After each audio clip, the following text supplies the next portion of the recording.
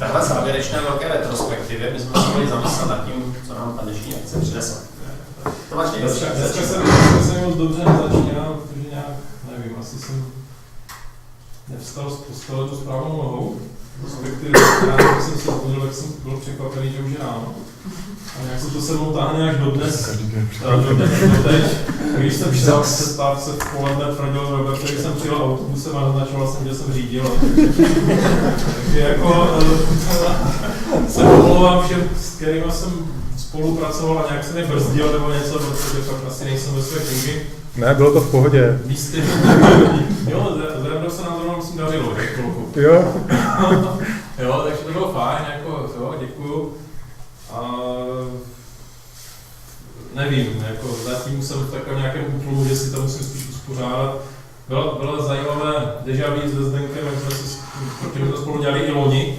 A v podstatě asi i to samé. A nemohli si vzpomínat, jak jsme to loni vyřešili. A tak, takže vlastně takové fajn, no. A tak myslíš teda, že něco z toho si dneska odneseš? Nebo co si odnesu, asi si něco odnesu, ale musím si uvědomit, co si odnesu, jo. Asi teďka není na nejlepší. Takže si hlídejte své věci všichni. Jsem dneska trochu mimo, musím říct. Tak jo, prosím, Zdenka. No, já si z toho odnesu minimálně to, že jsem si potvrdil, jako, že mám velký mentální blok vůči tomu, jako přemýšlet nejdřív jako o psaní testu, pak až o psaní samotného toho softwaru. No. Což, jako, já jsem se naučil přemýšlet o psaní softwaru tak, aby byl testovatelný. Jo, ale přemýšlet tak, že nejdřív napíšu testy, jo, které mě musí pásnout, to je prostě ještě jako další mentální krok, který jsem zatím zjevně neudělal. Podle všech cvičení, kterými jsem tady prošel. Ale každopádně asi nejzajímavější část toho byla víceméně specifikování jako těch požadavků přes ty testy. Jo, že víceméně, když já napíšu test na to, aby něco prošlo, tak něco projde. Jo, ale ve výsledku to vlastně nedělá to, co by mělo. Jo, takže tady to byla asi ta nejzajímavější část toho celého, jakože prostě i při tom psaní testů tady tím způsobem je třeba jako zohledňovat vlastně, jo, co od toho testu mám očekávat, jakým způsobem mám nastavit ty kritéria, aby jako to splnilo tu funkci, kterou máme. No. Dobře, Zva, děkuji. Jo. Mně se dneska úplně nejvíc líbilo to rozdělení toho, když jako jeden psal testy a jeden psal implementaci, protože to na mě mělo úplně největší ten aha, wow efekt, jako kdy já jsem si už, ať už to jako vidím v práci u lidí, kteří komanduju, jak to dělají špatně, nebo jako si to zkouším doma, jako, že jo, dělat takhle někde prostě po večerech sama, ty testy unitový a tak prostě to nedá ten stejný pocit, protože furt jsem sama sobě v hlavě. A to, co prostě se stalo vlastně s tím druhým člověkem, bylo úplně super, protože konečně mi docvaklo, aha, tak takhle se o tom má přemýšlet, o těch testech nebo o té implementaci. Jako jo, takže prostě teď jsem konečně pochopila ten důvod test driven developmentu, takže za mě paráda. Děkuji. Tak mně se vůbec líbil ten přístup toho párového programování, jakože chvílema jsem prostě viděla ten přínos, jakože ty dvě hlavy prostě jak dají dohromady víc, jo, že než ta jedna jenom. Když si představit, že byste třeba v práci dělali pár. S Jardou ne, ale... To upřímnost. Vidíš to. Takže minimálně stojí za to vyzkoušet, jo, párové programování. A třeba z těch sešení se ti tak líbila nejvíc? Nejvíc asi tady s kolegou. To byla dobrá. A hodně dobrá byla. Já jsem myslela podle obsahu, ne? Ne, já to myslím podle obsahu. Jo, jasně. A dobrá byla teda ta, jak se tam psaly ty testy jako bez těch slov, to bylo taky super. Takže ping-pong zatím vede. 2-0 pro ping-pong. No. Třeba děkuju. Marku. Mně se nejvíc líbily právě ty sessiony na ping-pong a pak tam bez cyklu a podmínek. A co si z toho asi vezmu, že se naučím pořádně klávesové zkratky ve Visual Studiu a ReSharpu. To je potřebné asi. To je nějaké další zefektivnění mojí práce. Nějaké překvapilo? No. Překvapilo tě něco dneska? Jo, asi, že tady byla tam velice přátelská atmosféra. To nečekal. Moc ne, ale většinou se v IT je to takové tižší a introvertní. Bezva, děkuji. Asi nejvíc asi pro mě přínosná byla ta druhá sekce, kdy jsme jako začali programovat přes testy a Svatě tady vlastně při té implementaci mě bušila tam píšu, když to má jako v tom testu napíšeme, ať to třeba při této podmínce vrací true, tak první implementaci byla jenom return true. Prostě vůbec nic to nedělalo, protože stačilo jenom, aby to splnilo ten test a jelo se dál, psal se další test nebo něco. A protože můj přístup takovej ten klasický je prostě napsat perfektní implementaci, která prostě je perfektní a pak tomu třeba dopsat testy podle té implementace, ale tady to byl úplně opačný přístup a ještě napsat úplně blbou implementaci, jenom aby splnila ty testy. Takže to je prostě takový mentální strašný obrat a posun, ale myslím si, že mi to může jako pomoct dost v tom nedělat ty věci zbytečně dobře. Že kolikrát prostě něco implementuju, že většinou jako vyvím třeba agilně, takže nemám nějakou zásadní analýzu, co by to mělo dělat, prostě to nějaký black box a během té implementace se mi tam rozvíne spousta jako různých věcí a různých, jo, kdyby se stalo tohle, tak bych to měl ošetřit, tak prostě udělám tam 50 věcí navíc, co by třeba nebylo potřeba pro ten aktuální problém, ale kdyby někdy to bylo potřeba, tak to tam je ošetřený. A protože si jako udělám tady ty ošetření těch problémů, tak potom ty problémy potřebuji dostat do těch testů, co píšu. Takže prostě udělám jako když hromadu práce navíc, aby to bylo perfektní, přitom kdybych si napsal prostě jednoduchý testy jenom na ty věci, co potřebuju, pak to implementoval třeba blbě, když by mi to bylo jako proti srsti, tak to bude stačit. A až to časem prostě bude potřeba líp, tak napíšeme další testy a vylepšíme tu implementaci. Takže tohle pro mě je takový posun prostě, jak ty věci nedělat tak jako zbytečně složitě a zbytečně perfektně. Takže to si z toho odnáším. Mně se taky asi nejvíce líbil ping-pong.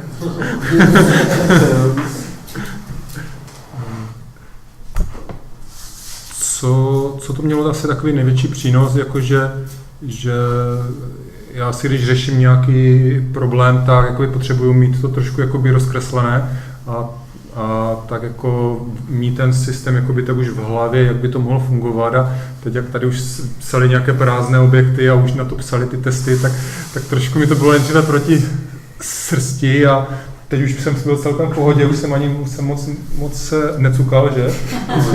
Bez problémů. Jo, takže jako v tom vidím takový jakoby posun. Nevím, jestli bych to byl schopen aplikovat i do práce, ale asi tak časem, co z toho možná vyplyne nějaké zkušenosti ohledně třeba, to jsme tady zkusili, jako udělat si nějaké prázdné a napsat k tomu. Už to, kdyby jsme zavedli ty testy, tak byl by u nás velký pokrok. Tož asi všechno. No, mně přijde jako málo zmiňované to párové programování. Prostě mně to přišlo asi nejlepší, protože kdybych tady si dělal kompu sám, to je jako fajn. Ale tím, že se to dělá ve dvou, občas píšu, občas nepíšu. A ze začátku jsem si s těma lidma prostě vůbec neviděl rady. Já prostě jsem to neříkal, ale prostě já jsem fakt prostě nechápal, co po nich chcou, nebo co má po nich.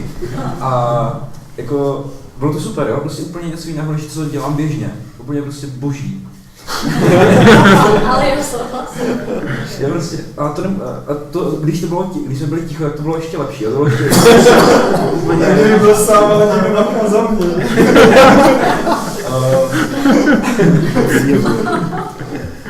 Jo, ale prostě to párové programování asi by to mělo i v té práci smysl, protože najednou ten problém vidí dva lidi a sice ho třeba nevyřeší líp, ale oba ho pochopí a když se potom bude nějak zpětně se do něho budeme muset rýpnout, tak může to udělat kdokoliv z nás a my potom budeme dál chápat i to, co on tam udělal, protože už je to takové prostě dohromady. Není to prostě na to, co jsem zvyklý, prostě jedu si sám, jo. Pak to akorát to nějak zmerčuju a prostě konec. Tak to bylo super. Ping-pong byl super a ještě jsem něco zapomněl. Zapomněl jsem... Jo, jak jsme nepoužívali nahá primitiva. Že prostě chodíme oblečení, prostě, fakt jsme prostě vytvořili 8 tříd, které nic nedělali, ale prostě to bylo tak pěkně přehledné, jo.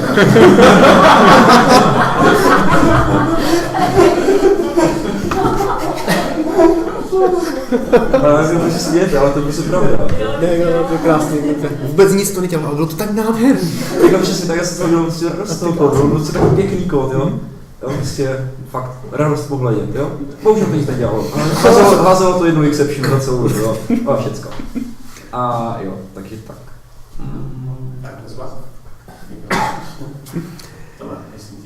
Za mě určitě jako nejlepší to ping-pong, klasicky, protože to je prostě takový hravý, jako pěkný. U toho jsem si dneska trošku uvědomil to, že když já si myslím, že je něco naprosto jasný, tak ti ostatní to nemusí vědět, že to je jasný. Typicky... Měl vědět můj šéf. No, jasně, jo, ale není na si to připomenout, jo, jako tady tohle. Když jsme tam třeba napsal metodu v tom testu, jsem tam chtěl přidat buňku na plán a použil jsem add new cell, jo, tak kolega právě nad tím jako prostě přemýšlel, jak jako add ve smyslu sčítat, ne ve smyslu přidat, jo, že jsem potom upravil ten test, že jsem dal create místo toho, jo, je to opravdu o tom, že to, co si myslím, že prostě má nějak být, tak to nemusí být úplně jako doma, nemusí to být vždycky jasný. Jo, že tady si z tohle minimálně dneska obnáším já určitě a na to bylo super jako vždycky. Jsem rád, že se líbilo. Tak já jsem si to dneska až tak moc neodnesl. Zní to pesimisticky, ale je to v dobrém smyslu. Já jsem třeba z toho minulého, protože z nuly se startuje víc, tak ten nárůst těch nových věcí, spíš to by bylo dneska o tom utvrzení si těch znalostí a spíš z té praxe jsem se zapomenul některé věci, co jsme si říkali, jako minule, na jako retreatu, tak dneska jsem si řekl, aha, to bylo asi myšleno úplně jinak, než jsem si myslel. Takže bylo to spíš o tom utvrzování těch znalostí, než o nějakém. A samozřejmě ten ping-pong výborný zase, a tam se mi spíš líbilo, jak jsem ukazoval, jak opravdu, že když napíše tři funkce, už jsem si usmál, že mi stačí return a mám to hotové. A tebe se můžu zeptat, už byla strana minulé retreatu a říkal, že tam byl ten wow efekt větší. Tak myslíš si, že se ti podařilo z loňského retreatu něco přenést do tvé Jo, ano. Chceš konkrétně? Ano, dělám. Ne, když jako ano, bylo to velmi přínosné. Jo. A mě třeba zajímalo konkrétně. Testy. Já jsem začal psát testy daleko víc, jsem předtím, než jsem přišel, tak jsem nevěděl, co to ten test vlastně má dělat a jako, co má testovat. Ten range toho testování, jako, že to má být, že to není něco jak třeba v tom Seleniu, že si nastavím nějaké prostředí a klikám a vrací mi to, ale že to je opravdu o tom, že to je separát, izolovaný, který nic neovlivňuje, prostě, že některé pravidla porušuju, že mám asertu 10 v jednom testu, ale to je. Ale jako jo, testy jsou přínosem, některé složitější věci bych si bez toho nedokázal představit. Super, děkuji. Jirka? No, tak jako akce to byla zajímavá. A příští film už bych raději točil s někým jiným. Jako rozhodně zajímavé si vyzkoušet psát nejdřív ty testy, což je zvlášť jako obtížné, když ještě člověk jako ještě neuvědomí, nebo stejně si bez toho ani bych si napsal ten návrh, ten design, psát nejdřív testy, takže taková určitá výzva. Takže... Myslíš, že něco z toho zkusíš v praxi, nebo máš možnost vyvíjet přes testy? Jako v práci právě my děláme testy, že pracujeme až zpětně kvůli ověřování funkčností toho kódu, takže to představa, že bychom tam psali testy ještě před, zvlášť když vlastně když ten kód samotný vyvíjí někdo jiný, a my to teda píšeme na to testy, tak to by vlastně ten dotyčný musel vyvinout ty testy pro ten svůj produkt a když vlastně bylo otestován dobře, takže já asi nemůžu přímo aplikovat tady tuto metodiku, když už stejně píšu testy na něco jiného. Tak můžeš tlačit na zaměstnavatele. Psát testy na testy. A pak nemusíš nic dělat. Ano, jedině, že bych psal testy, tady touto metodikou testy na testy. Tak, teď jsou na řadě kluci se nauzu. Tak, já myslím, že všechno pozitivní, co jsem dneska cítil a zažil, už bylo řečeno. Moc se mi líbilo teda hlavně ráno, když jsem ještě byl trochu při síle, teď už je to také horší. A ping-pong má bod. Co ještě? Jsem děsně rád za tuto akci, že jsem prozřel, jak se vlastně píšou testy, když jsme si to teda měli připravit dopředu a načíst. Tak jsem teda prozřel až dneska. Děkuji. Co jsem si odnesl? Že když dělám test-driven development, že mám dělat fakt test-driven development, když začínám testama, s tím jsem měl trošku problém, který říkal Zdeněk prostě, že se na to dívat jinou optikou.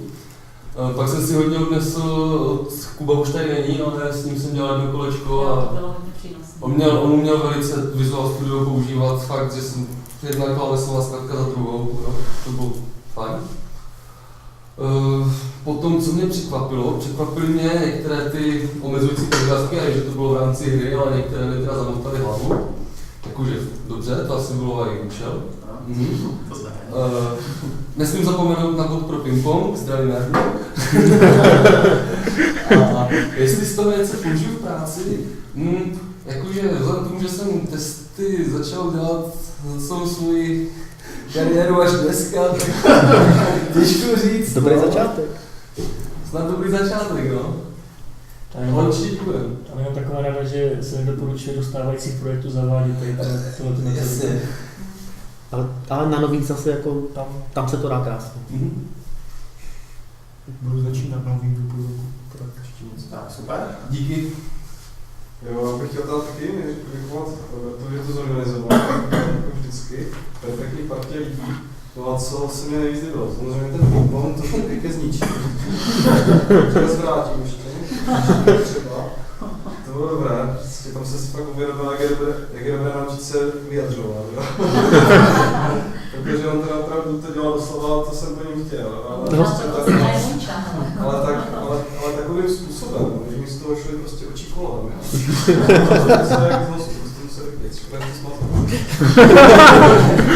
Pak samozřejmě to párové programování, protože pak třeba tady s kolegou, prostě já jsem prostě za celých těch 5 session jsem prostě měl už v hlavě nějaký postup. A on mi ukázal, že se na to dá podívat úplně jinak a úplně geniálně, takže to byla bomba taky. No, co bych se chtěl naučit do příště, tak samozřejmě UML, protože nebudu kreslit vazby mezi třídama a takhle. Jsou takové čárky. Ale kde přijde, pro něj to hrničí prázdný a takové. S tím mám hokej, že to si nějak ujasní. Tam jsme ještě Když se naučil ovládat to výbor, protože jsem se jednou poznámky. A tak, no. Tak samozřejmě, jako už jsem to byl loni, to bylo fakt pecka. Od té doby jsem udělal jeden takový projekt, kde jsem ty testy s úspěchem, teda aspoň pro sebe, jsem nasadil. Bohužel tam to ztroskotalo nakonec na tom, že jako testy se byly bezvadné, ale zapomněl jsem tam na pár testovacích podmínek, které mi potom zkomplikovaly život, ale tak to každý začátek je těžký, no, takže to se snad pro příštího roku zlepší. Asi tak, jinak jako to je super. Tak já bych chtěl taky poděkovat za to, protože to není algoritmy. No a za mě, já můžu víceméně jenom říct, že jsem objevil, zase jsem objevil své slabé stránky, takže mám určitě o čem přemýšlet.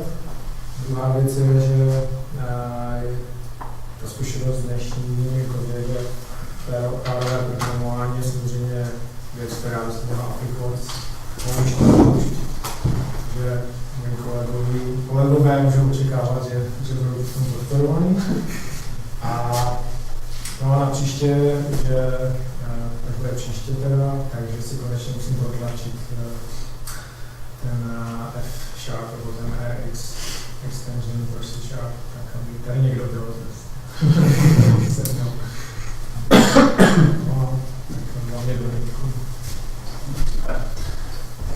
Paráda. Krásně jste to zhrnuli. Je vidět, že každý získal něco odnese. Věřím, že se vám to líbilo.